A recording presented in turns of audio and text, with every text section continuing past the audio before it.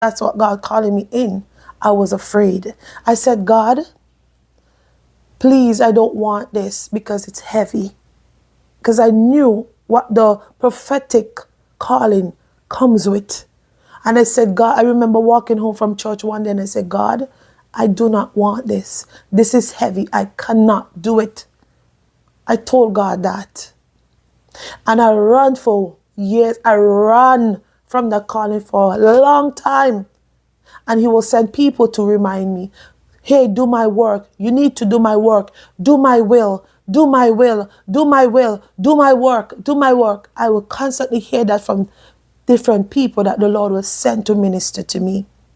And I remember one day I got invited on a prayer line and I went, and the pastor, she said to me, she said, the Lord said to tell you,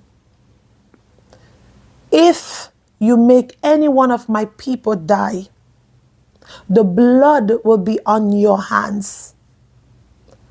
And I felt convicted. At that very moment, I felt convicted. And I broke down. I cried like a baby. I cried. That cry that I felt was within my inner me, my inner being, within my soul. It was a soul cry.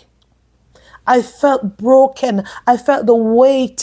I felt the burdens. I felt the burdens of the people resting on me at that very moment when she said that.